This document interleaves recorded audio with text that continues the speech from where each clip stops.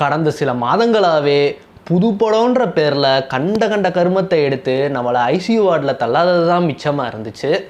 ஏன்னா அந்த அளவுக்கு தமிழ் சினிமாவில் கொடூரமான நம்மளால் தேட்டரில் ரசிக்க முடியாத அளவு தான் கதைகள் வந்துக்கிட்டு இருந்துச்சு. என்ன தான் நீங்கள் சில படங்கள் நல்லா ஓடிச்சுன்னு சொன்னாலும் நிறையா படங்கள் உண்மையிலே பூமர்த்தனமாகவும் ஒரு படத்தை எடுக்க தெரியாமல் எடுக்கிற மாதிரி தான் சில படங்களே அமைஞ்சிருந்துச்சு. இது சரி, இந்த புது படம் தான் கருமத்தை வழங்கி தொலைய மாட்டேந்து ஏதாவது நல்ல படம் பார்க்கணுன்ற ஒரு எண்ணத்தில் இருக்கும்போது நம்ம வயிற்றுல பாலை வார்த்த மாதிரி கேப்டன் விஜயகாந்த் அவர்களோட பிறந்தநாளை முன்னிட்டு அவர் நடித்த 100வது படமான கேப்டன் பிரபாகரன் திரைப்படம் இந்த காலத்துக்கு ஏற்ற மாதிரி நல்லா டிஜிட்டலைஸ்டு வெர்ஷனாக ஒரு ரீரிலீஸ் பண்ணியிருந்தாங்க. அந்த படத்தை பார்க்கக்கூடிய வாய்ப்பு எனக்கு கிடச்சிச்சு. நான் கேப்டன் பிரபாகரன் படத்தை முன்னாடி பார்த்தது கிடையாது. இதுதான் ஃபஸ்ட் டைம் தேட்டரில் விட்னஸ் பண்ணேன் அந்த படத்தை. அதே மாதிரி இந்த படத்தை பற்றி சில விஷயங்கள் கேள்விப்பட்டிருக்கேன். எந்த ஒரு பெரிய நடிகர்களுக்கும் இந்த 100வது படமானதுன்றது வந்து ஒரு பெரிய சக்ஸஸாக அமைஞ்சதே கிடையாது. ஒரு பெரிய பெரிய ஸ்டாராக இருக்கட்டுமே, ரஜினிகாந்த், கமல்ஹாசன், சத்யராஜ், கார்த்திக், பிரபு இவங்களுக்கு கூட அந்த 100வது படம் பெருசாக ஹிட் ஆகலை. ஆனால் கேப்டன் விஜயகாந்த் அவர்களுக்கு அது ஒரு சக்கப்போடு போட்ட திரைப்படம். 1991ஆம் ஆண்டு வெளியான இந்த படம் 33 வருஷத்துக்கு அப்புறம் இப்போ ரிலீஸ் ஆகிருக்கு.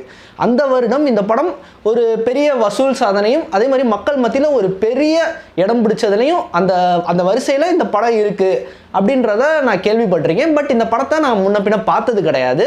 இப்போ தான் எனக்கு இந்த படத்தை பார்க்குறதுக்கான ஒரு வாய்ப்பு கிடச்சது. இந்த வீடியோவில் நான் எதை பற்றி பேச போகிறேன்னா, இந்த படத்தை ஒரு 2K கிட்டாக நான் பார்த்துருக்கேன். ஏன்னா இந்த படம் வந்து 90s காலகட்டத்தில் எங்கள் அப்பாவே காலேஜோ ஒரு 10th ஸ்டாண்டர்டோ 12th ஸ்டாண்டர்டோ படிச்சுட்டு இருந்திருப்பாரு. அந்த காலகட்டத்தில் வந்த திரைப்படத்தை நான் இப்போது விட்னஸ் பண்ணது எப்படி இருந்துச்சு, எனக்கு எவ்வளோ பிரமிப்பாக இருந்துச்சுன்றதை தான் இந்த வீடியோவில் நான் ஷேர் பண்ண போகிறேன். ஃபர்ஸ்ட் ஆஃப் ஆல், இந்த கேப்டன் பிரபாகரன்ற டைட்டிலே அவ்வளோ கேட்சியாக இருந்துச்சு. இந்த படம் வெளியானது 1991. அப்போல்லாம் பார்த்துக்கிட்டிங்கன்னா இந்த ஈழ பிரச்சனைன்றது ஒரு உச்சகட்டத்தில் பேசப்பட்ட ஒரு விஷயம். 1991ஆம் ஆண்டு தான் முன்னாள் பிரதமர் ராஜீவ்காந்தி அவர்கள் படுகொலை செய்யப்பட்டார். அப்போல்லாம் இந்த பிரச்சனை வந்து பெருசாக பேசப்பட்டது. இந்த ஈழத்தமிழர்கள் அதே மாதிரி கேப்டன் பிரபாகரன் அந்த பேரே வந்து பலர் மத்தியில் ஒரு அதிருப்தியை ஏற்படுத்துகிற மாதிரியும் ஒரு பெரிய பிரச்சனையாகவே இங்கே பேசப்பட்டு இருந்துச்சு. அந்த டைமில் இவ்வளோ துணிச்சலோடு இந்த டைட்டில் வச்சதுக்கே இந்த டீமையும் கேப்டன் விஜயகாந்த் அவர்களையும் நம்ம பெருசாக வந்து பாராட்டணும்.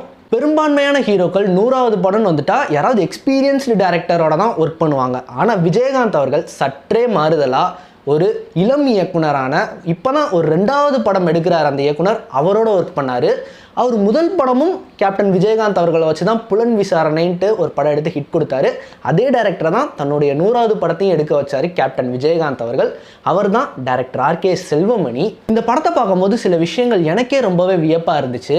அதாவது அந்த காலகட்டத்திலலாம் படங்கள் எடுத்துக்கிட்டிங்கன்னா ஒரே ஸ்க்ரீன் பிளே ஃபார்மட் தான் இருக்கும். ஹீரோ வந்து ஏழையாக இருப்பார், அதில் ஒரு லவ் ட்ராக் இருக்கும், அண்ணன் தம்பியை கஷ்டப்பட்டு படித்து ஒரு செட்டில் பண்ணி அப்புறமேட்டுக்கு வந்து ஒரு டூயட் அதில் இருக்கும், ஒரு 2-3 ஐட்டம் சாங்கு, கடைசியில் அவர் எப்படி ஜெயிக்கிறாரு, கிளைமேக்ஸில் எப்படி எல்லாம் ஒன்று சேர்றாங்க, இதன் அடிப்படையில் தான் ஃபார்மட்டுன்றது இருக்கும். எல்லா கதைகளும் மோஸ்ட்லி இப்படி தான் இருக்கும். இப்படி இந்த ஃபார்மெட்டை டோட்டலாக உடச்செறிஞ்சு டோட்டலாக வேறு ஃபார்மெட்டில் வந்த திரைப்படம்னா கேப்டன் பிரபாகரன் திரைப்படத்தை நம்ம கண்டிப்பாக சொல்லலாம். ஏன்னா அந்த படம் வந்து ரியல் லைஃப் இன்சிடெண்ட்டை ஒரு கருவாக வச்சு ஒரு கற்பனை கலந்த ஒரு கதை தான் இந்த கேப்டன் பிரபாகரன் திரைப்படம். அதான் அந்த காலத்திலே இவ்வளோ பிரம்மாண்டமாக ஒரு லைவ் லொக்கேஷன், இந்த சத்தியமங்கலம் காடுகள் அந்த மாதிரி சில ஹில்லி ஏரியாஸில் எவ்வளோ கஷ்டப்பட்டு எடுத்திருப்பாங்கன்றதை நம்மளால் வந்து விட்னஸ் பண்ண முடியுது.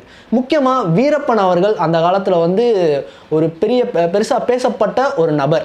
அவர் பார்த்துக்கிட்டிங்கன்னா அந்த காலத்தில் வந்து அந்த சத்தியமங்கலம் காடுக்குள்ளேயே சுற்றிட்டு இருக்காரு. இப்படி வந்து யானைகளெல்லாம் கொண்டு யானை தந்தத்தெல்லாம் எக்ஸ்போர்ட் பண்ணி காசு பார்க்குறாரு அப்படின்ற ஒரு டாக் அதிகமாகவே இருந்துச்சு. அந்த ஏரியாவுக்கு வந்து போலீஸ்காரவங்களை டிரான்ஸ்ஃபர் பண்ணுறாங்கன்னா அவ்வளோ பயப்படுவாங்க. அப்படி இருந்த காலகட்டத்தில் அதை மையமாக வச்சு ஒரு அழகான ஸ்க்ரீன் பிளே, அதுதான் இந்த திரைப்படம். இந்த படத்தோட கதையானதே இன்னும் 50 வருஷம் கழித்து இந்த படம் ரீரிலீஸ் ஆனாலும் நின்று பேசும்.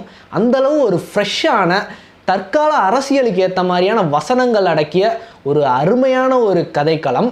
அப்படி இருக்கும்போது இந்த படம் இப்போ வந்து பயங்கரமாக சக்கப்போடு போடுதுன்னா இந்தளவும் அந்த அரசியல்ன்றது மாறாமல் இருக்குன்றது ஒரு முக்கியமான ஒரு ஃபேக்டராக நம்மளால் வந்து பார்க்க முடியுது. படமே எடுத்தோடனே hero introduction, 2-3 song, 2 fight, hero dance ஆடுற மாதிரி ஆரம்பிக்காமல் ஹீரோடைய ஃப்ரெண்டான சரத்குமார் கதாபாத்திரத்துலேருந்து தான் இந்த நரேஷனே ஆரம்பிக்குது. இந்த ராஜாராம்ன்ற ஐஎஃப்எஸ் ஆஃபீஸர் சந்தன கடத்தல் பண்ணுற வீரப்பனை வந்து பிடிக்கிறதுக்காக அப்பாயிண்ட் பண்ணப்பட்ட ஒரு ஆஃபீஸராக இருக்கார். அவர் ஒரு கட்டத்தில் வீரபத்ரனால் கொல்லப்படுறாரு. இதை அறிஞ்ச கேப்டன் பிரபாகரன், நம்ம நண்பன் நம்மளால தான் இந்த பிரச்சனைக்கு ஆளானா, அதனால நம்ம நண்பனுக்கு என்னாச்சு, வீரபத்ரனை பிடிக்கணும் அப்படின்னு சொல்லிட்டு வாலண்டியராக சத்தியமங்கலத்துக்கு டிரான்ஸ்ஃபர் ஆகிட்டு போகிறாரு. அங்கே போய் எப்படி அவர் வீரபத்ரனை பிடிச்சாரு அப்படின்றது தான் இந்த படத்துடைய கதை. படமே வந்து சரத்குமாரோட நேரேஷன்லேருந்து ஆரம்பிக்கிறனால கொஞ்சம் டிஃப்ரெண்ட்டான ஒரு ஸ்க்ரீன் பிளே பேட்டர்ன் தான் அது. அவருடைய காதல் ஒரு ட்ராக்காக போகுது, அடுத்து அவர் கொல்லப்படுறாரு. அந்த கொல்ற டெக்னிக்கே வந்து ரொம்ப இன்ட்ரெஸ்டிங்காக இருந்துச்சு. அதாவது 2 மூங்கில் மரத்தை கட்டி 2 கையும் அதில் கட்டி வெட்டினோடனே அப்படி தனியாக கை ஒரு பக்கம் இந்த கை ஒரு பக்கம் அப்படி போகிறதே வந்து ஒரு டிஃப்ரெண்ட்டான ஒரு மெத்தடாக, ரொம்பவே ஒரு அரகண்டான மெத்தடாக இருந்துச்சு. அதுலேயும் மன்சூர் அலிகான் அவர்கள் மனுஷன் மிரட்டியிருப்பார். ஃபஸ்ட் எடுத்தோடனே ஒரு ஓப்பனிங் சாங் வரும், அதில் தான் அவரோட இன்ட்ரொடக்ஷனே வருது. அப்படியே தலையை வெட்டினோடனே ஒரு டைலாக் பேசுவார். அதெல்லாம் உண்மையிலே ஒரு என்ன சொல்கிறது, அது அவருக்கே உண்டான ஒரு மேனரிசமில் அவ்வளோ அழகாக இருக்கும். அவ்வளோ அவரை பார்த்தாலே ஒரு பயம் இருக்கும் நமக்கு. ஐயோ இவன் இவ்வளோ பெரிய கொள்ளைக்காரன், என்ன பண்ண போகிறான் அடுத்து அப்படின்ற ஒரு பயம் நம்ம மனசுக்குள்ளேயே வரும். அப்படி ஒரு கேரக்டரில் மன்சூர் அலிகான் அந்த வீரபத்ரனாவே வாழ்ந்திருப்பார். ஏன்னா அந்த காலத்தில் வந்து வீரப்பன்னா யாருக்குமே தெரியாது. வீரபத்ரன்னா அவருடைய ஃபேஸ் வந்து மக்கள் வந்து அறியாமல் இருந்த காலகட்டம். சரி வீரப்பன் தான் இப்படி தான் இருப்பானோ அப்படின்ற ஒரு மக்கள் மனசுக்குள்ளே நிகழ்த்தின ஒரு கேரக்டராகவே அந்த கேரக்டர் இருந்துச்சு. அப்படி அந்த வீரபத்ரன் கேரக்டர் வந்து கொலை பண்ணவுடனே இனிமேல் யார் வந்தாலும் அவங்களுக்கு இதுதான் அப்படின்னு சொன்னோடனே அப்படியே டைட்டில் கார்டு, கேப்டன் பிரபாகரன், இசைஞானி இளையராஜாவோட மியூசிக் அப்படியே done done done done done done, அவ்வளோ மாசான பிஜிஎம் வச்சா. உண்மையிலே எல்லாம் ரஜினி கமலுக்கு தான் வந்து இளையராஜா பயங்கரமாக மியூசிக் போட்டாருன்னு சொன்னாங்க. நான் அதை ஒத்துக்கவே மாட்டேன். மாஸ் பிஜிஎம்னா கேப்டன் அவர்களுக்கு மனுஷன் என்ன சொல்ல ஆகாயத்திலே பறந்துருக்காரு. எப்படி இன்னைக்கு யுவன் சங்கர் ராஜா, அஜித் அவர்களுக்கு அந்த மங்காத்தா பிஜிஎம் போட்டு எலவேட் பண்ணுறதா இருக்கட்டும், அனிருத் விஜய்க்கு போட்டு எலவேட் பண்ணுறதா இருக்கட்டும், அதை அன்னைக்கே மனுஷன் மாஸ் பண்ணிட்டாரு. அந்த பிஜிஎம்மே அப்படியே ஒரு கூஸ் பம்ஸான பிஜிஎம்மாக இருக்கும். அப்புறமேட்டுக்கு கேப்டன் பிரபாகரன் அவரை காட்டுறாங்க. அவருடைய இன்ட்ரடக்ஷனே படத்தில் 20 நிமிஷம் கழிச்சு தான் அவருடைய இன்ட்ரடக்ஷனே வருது. அந்த சண்டே காட்சி கண்டிப்பாக நம்ம சொல்லி ஆகணும். எந்தவித ஒரு ரோப்பும் இல்லாமல் அசால்ட்டாக கேப்டன் அவர்கள் அந்த ஃபைட்டை பண்ணியிருப்பார். ஃபைட் பண்ணிவிட்டு மாசாக இருக்கும் அந்த சீனு. நீ யார், நீ கண்டிப்பாக அதுக்கெல்லாம் ஃபேஸ் பண்ணி தான் ஆகணும்னு அந்த போலீஸ்காரை சொன்னோடனே இதுதான் என் அட்ரஸ், நாளைக்கு வந்து பாரு அப்படின்னு சொல்லுவார் பாருங்களேன், அவ்வளோ மாசாக இருக்கும். அப்புறமேட்டுக்கு சத்தியமங்கலத்துக்கு டிரான்ஸ்ஃபர் ஆகிட்டு போகும்போது ஒரு ட்ரெயின் ஃபைட்டு, ட்ரெயினெல்லாம் அந்த வீரபத்ரனோட ஆட்கள் வந்து கவர் பண்ணிடுவாங்க. கவர் பண்ணோடனே குதிரையில் அப்படியே எப்படி அதெல்லாம் அந்த காலத்தில் எடுத்திருப்பாங்கன்ட்டே நமக்கு வந்து தெரில. இன்றைக்கி குதிரை எடுத்தாலே ஒரு அமைப்பு வந்துடும், நீங்கள் வந்து விலங்குகளை வந்து ரொம்ப சித்திரவதை பண்ணுறீங்கன்ட்டு. ஆனால் அந்த காலத்தில் அந்த குதிரையை வச்சு அவ்வளோ சூப்பராக அந்த ஃபைட்டு நம்ம ஆண்டிப்பட்டி பக்கம் தான் எடுத்திருப்பாங்க. அந்த ஃபைட்டை அவ்வளோ சூப்பராக இருக்கும். அவ்வளோ பிரம்மாண்டம்னா இதுதான் பிரம்மாண்டம். என்ன சங்கர் பண்ணுறதெல்லாம் என்ன பிரம்மாண்டம், சும்மா ஒரு வெட்டி செலவு பண்ணிட்டு. அதான் அந்த காலத்திலேயே பட்ஜெட்டும் அந்தளவு பெருசாக பண்ணியிருக்காங்க. அந்த காலத்தில் அந்த பட்ஜெட்டே ரொம்ப பெருசு. அதான் எவ்வளோ அழகாக அப்படியே அந்த ட்ரெயின் மேலே ஏறி சண்டை போடுவார் பார்த்துக்கோங்க கேப்டனு. அவர்லாம் என்ன சொல்லுங்க, ஒரு சீன்லலாம் அந்த ஆட்டமா தேரோட்டமா பாட்டில் வந்து பாட்டு முடிஞ்சிடும். அந்த பாட்டு முடிஞ்சோடனே அந்த கிராமத்தில் இருக்க மக்களெல்லாம் வீரபத்ரன் கொன்றுவான், அவனோட பங்காளி கிராமம் அப்படின்னு சொல்லிட்டு அவங்க 2 பேத்துக்கு ஒரு பிரச்சனை இருக்கும், கொன்றுவான். அந்த டைமில் அப்படியே ஒரு ஸ்டைலில் நடந்து வராரு பார்த்துக்கணும், அந்த லைட்டை வச்சுக்கிட்டு. மனுஷன் உண்மையிலே ஒரு பிளாக் ஜேம்ஸ் பாண்டுங்க. இந்திய நாட்டில் பிறந்த ஒரு ஜேம்ஸ் பாண்ட்னா அது கேப்டன் அவர்கள் தான். அதில் எந்த விதமான மாற்று கருத்துமே கிடையாதுன்னு தான் நம்ம வந்து சொல்லணும். முக்கியமாக இந்த படத்தோட லொக்கேஷன் இந்த படத்தோட ஒரு பெரிய ப்ளஸ் பாயிண்ட்டே வந்து சொல்லலாம். அந்த லொக்கேஷனும் அதை சினிமோட்டோகிராஃபியில் அந்த காட்சிப்படுத்தின விதமும் அவ்வளோ அற்புதமாக இருந்துச்சு. அந்த ஆட்டமா தேரோட்டமா பாடலில் அதை ஒரு போலீஸ்காரங்க வரும்போது அந்த டார்ச் லைட் வந்து மெதுவாக பிளிங்க் ஆகும். அந்த சீன்லாம் அவ்வளோ அற்புதமாக இருக்கும். ஒரு ஹாலிவுட் லெவல்ட்டே சொல்லலாம் அந்த காலகட்டத்தில். இன்றைக்கி அந்த காட்சி வந்து ஒரு சாதாரண காட்சியாக நமக்கு தெரியலாம். ஆனால் நம்ம அந்த காலத்துலலாம் எப்படி இப்படி எடுத்திருப்பாங்கன்ட்டு யோசிக்க வைக்கக்கூடிய ஒரு காட்சியாக வந்து இருந்துச்சு. இந்த லொக்கேஷனுக்குலாம் கிட்டத்தட்ட 1 வருஷம் ஸ்பெண்ட் பண்ணியிருக்காங்கன்ட்டு வந்து சொல்லப்படுது. அதே மாதிரி வந்து ஒரு சீன் இருக்கும், அந்த சந்தன மரத்தை வந்து தண்ணியில் மிதக்கிற மாதிரி எப்படி கிடத்துறாங்கன்ட்டு. அதை வந்து இன்றைக்கி புஷ்பா படத்தில் நம்ம பார்க்குறோம். புஷ்பா படத்தோட ஃபஸ்ட் பார்ட் பார்த்துக்கிட்டிங்கன்னு வச்சுக்கோங்களேன், அந்த சந்தன மரத்தை எப்படியாவது போலீஸ்காரங்க வராங்கன்றதுக்காக அந்த புஷ்பா கேரக்டர் வந்து என்ன பண்ணுவார்னா அப்படியே தண்ணியில் மிதக்க விடுவார். தண்ணியில் மிதக்க விட்டு ஒரு டேம் மூலமாக க்ளோஸ் பண்ணி அப்புறம் லாரியில் ஏற்றி கிடத்திட்டு போவார். அதை இந்த படத்தில், அதாவது இந்த படம் வந்து 33 வருஷம் ஆச்சு கேப்டன் பிரபாகரன் படம் வந்து. ஏன்டா 30 வருஷம் கழித்து இன்றைக்கி தெலுங்கு சினிமாவில் எடுக்கிறாங்க, இதை நம்ம அன்னைக்கே எடுத்துட்டோமே அப்படின்ற ஒரு பிரமிப்பை தான் நம்ம கொடுத்துச்சு. இன்றைக்கி நம்ம சொல்கிறோம் பேன் இண்டியா அவன் 2000 கோடி அடிச்சிட்டான் அப்படின்ட்டு. அன்னைக்கே நம்ம இந்த பேன் இண்டியாக்கெல்லாம் ஒரு அப்பாவா காட்ஃபாதராக இருந்திருக்கோண்டான்ட்டு காட்டின ஒரு சீனாக இருந்துச்சு. உண்மையிலே ஒரு வேற லெவல் எக்ஸ்பீரியன்ஸுக்கு அதெல்லாம் சான்ஸே இல்லை. இந்த லொக்கேஷன்ற ஒரு ஃபேக்டர் எடுத்துக்கிட்டிங்கன்னு வச்சுக்கோங்களேன், அந்த காலகட்டத்துக்கும் இந்த காலகட்டத்துக்கும் ரொம்பவே வித்தியாசம் அதிகமாகவே இருக்குது. அந்த காலகட்டத்தில் டெக்னிக்கல் அட்வான்ஸ்மெண்ட் பெருசாக இல்லை. இந்த மாதிரியான லொக்கேஷனில் எவ்வளோ கஷ்டப்பட்டு இவ்வளோ அருமையாக ஷூட் பண்ணியிருக்காங்கன்ட்டு நம்மளை வந்து பிரமிக்க வைக்குது. ஏன்னா இந்த காலத்திலேயே இப்போ கூட விடுதலை படத்தில் கூட வெற்றிமாறன் சொல்லியிருந்தார் அந்த இன்டர்வியூவில், இந்த சத்தியமங்கலம் சிறுமலை மாதிரியான காடுகளில் படம் எடுக்க ரொம்பவே கஷ்டமாக இருந்துச்சு, ரொம்பவே சேலஞ்சிங்காக இருந்துச்சு எங்களுக்குன்ட்டு. இது இன்றைக்கி டெக்னிக்கல் அட்வான்ஸ்மெண்ட்டையும் நம்ம எடுத்துக்கணும்.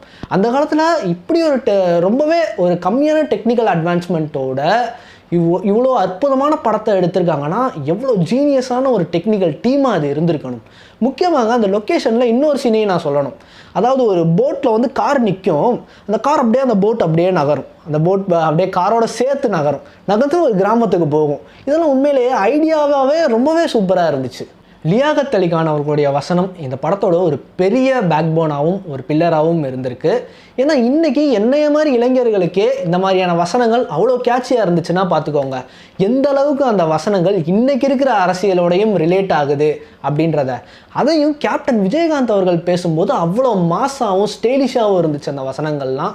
முக்கியமாக ஃபஸ்ட்டு சீனில் அந்த போலீஸ் ஸ்டேஷன் ஃபைட்டு முடிஞ்சோடனே ஒரு கோர்ட் காட்சி, அந்த காட்சியில் வரக்கூடிய அந்த வசனங்களாக இருக்கட்டும்.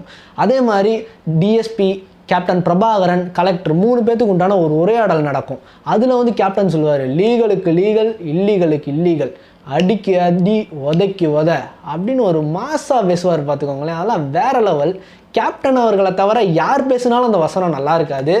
அதே மாதிரி வந்து அந்த கேப்டனோட அந்த வசனம் சொல்லும்போதே இருக்கும், எந்த காரியமாக இருந்தாலும் முடிக்கிறவன் தான் அந்த கேப்டன் பிரபாகரன் அப்படின்ற ஒரு தோணியே அவ்வளோ அருமையாக இருக்கும். பராசக்தி படத்துக்கு அப்புறம் ஒரு கோர்ட் கிளைமேக்ஸ் நம்மளை ரசிக்க வைக்குதுன்னா அது கண்டிப்பாக கேப்டன் பிரபாகரன் கோர்ட் காட்சியை நம்ம கண்டிப்பாக சொல்லி ஆகணும். ஏன்னா இந்த கோர்ட் காட்சியில் வரக்கூடிய வசனங்கள்லாம் அப்படியே துப்பாக்கியிலேருந்து பாஞ்சு வர தோட்டா மாதிரி நச்சுன்னு இருக்கும் எல்லா வசனங்களும்.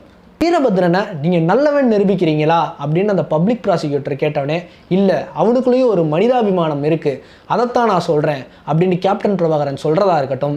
வீரபத்ரன் நினச்சிருந்தா காசு பணம் ஏசி பங்களான்ட்டு சொகுசாக வாழ்ந்துருக்கலாம், ஆனால் அவன் அதை செய்யலை. அவனை வச்சு இங்கே இருக்கிற கலெக்டர், டிஎஸ்பி, மினிஸ்டர் தான் கோடி கோடியாக சம்பாரித்து அவங்களோட சுயலாபத்துக்காக வீரபத்ரனை பயன்படுத்திக்கிட்டாங்கன்ட்டு சொல்லக்கூடிய வசனம்.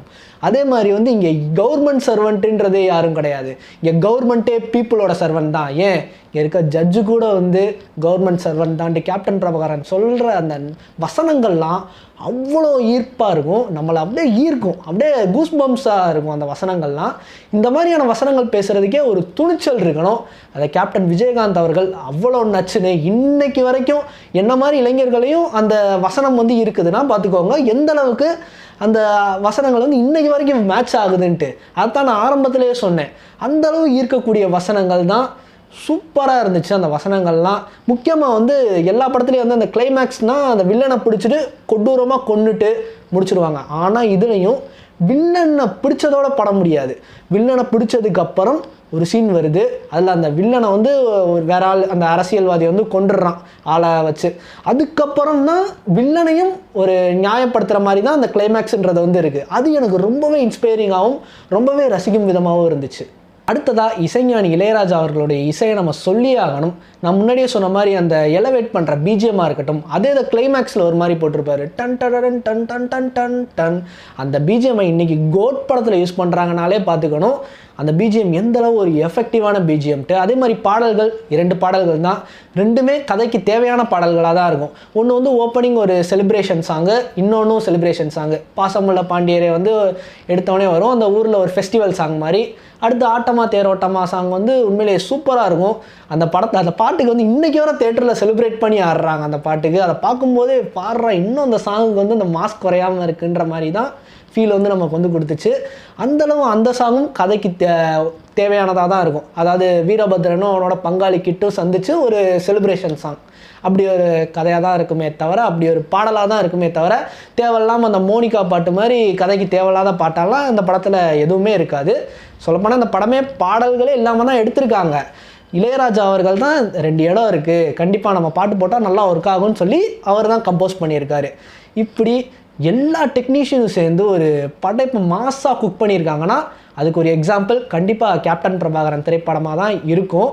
அதே மாதிரி இன்றைக்கி இருக்கிற இளைஞர்கள் வந்து இந்த படத்தை வந்து கண்டிப்பாக பார்க்கணுங்க. இன்றைக்கி சினிமாவுக்கு போகிற ஆசை இருக்கிற இளைஞர்களாக இருக்கட்டும், சினிமா ரசிகர்களாக இருக்கட்டும், கண்டிப்பாக இந்த படத்தை தேட்டரில் ஃபிட்னஸ் பண்ணியே ஆகணும். அப்போ தான் தெரியும் எந்த அளவு ஒரு ஸ்க்ரீன் ப்ளே பேட்டர்னுக்காக இவ்வளோ உழைச்சிருக்காங்க, லொக்கேஷனுக்காக எவ்வளோ உழைச்சிருக்காங்க, ஒரு படத்தோட பிரம்மாண்டம்னா என்னன்றதுக்கான ஒரு எக்ஸாம்பிளாகவும் இந்த படம் இருக்குது. ஸோ இந்த படத்தை சான்ஸ் கிடச்சா கண்டிப்பாக போய் தேட்டரில் போய் பாருங்கள். முக்கியமாக இந்த படத்தை ரிலீஸ் பண்ண கேப்டன் அவர்கள் குடும்பத்துக்கு நான் ஒரு நன்றி சொல்லிக்கிறேன். ஏன்னா இன்றைக்கும் இந்த படத்தை வந்து ரசிகர்கள் வந்து என்ஜாய் பண்ணுறாங்க, எங்களை மாதிரி இளைஞர்கள் வந்து என்ஜாய் பண்ணுறாங்க. ஒரு எக்ஸாம்பிளாக இந்த படம் வந்து இருக்குது. இன்றைக்கி சினிமாவுக்கு வரக்கூடிய ஆசை இருக்கக்கூடிய இளைஞர்களாக இருக்கட்டும், இன்றைக்கி சினிமாவில் அடுத்து டைரக்டராக ஆகக்கூடிய ஒரு அசிஸ்டன்ட் டைரக்டராக இருக்கட்டும், அவங்களுக்குலாம் கண்டிப்பாக அந்த படம் ஒரு இன்ஸ்பைரிங்காக இருக்கும். அதுக்கு ஒரு வழிவகுத்து கொடுத்துருக்காங்க. ரொம்பவே நன்றி. ஸோ இந்த படத்தை நீங்கள் கண்டிப்பாக தேட்டரில் பார்த்துருங்க. இந்த வீடியோ உங்களுக்கு பிடிச்சிருந்துச்சுன்னா லைக் பண்ணுங்கள், ஷேர் பண்ணுங்கள், மறக்காமல் சப்ஸ்கிரைப் பண்ணுங்கள். கேப்டன் பிரபாகரன் திரைப்படத்தை நீங்கள் 91 பார்த்துருந்தாலும் சரி, 25 பார்த்துருந்தாலும் சரி, இந்த 33 வருடம்க்கு அப்புறம் இந்த படம் எப்படி இருக்குது, அதே மாதிரி இந்த படத்தை நீங்கள் முதல் தடவை பார்த்த அனுபவம் எப்படி, இந்த படம் எந்த அளவுக்கு உங்களுக்கு பிடிச்சிருந்துச்சுன்றதை மறக்காமல் கமெண்ட்டில் ரிலீவ் பண்ணுங்கள்.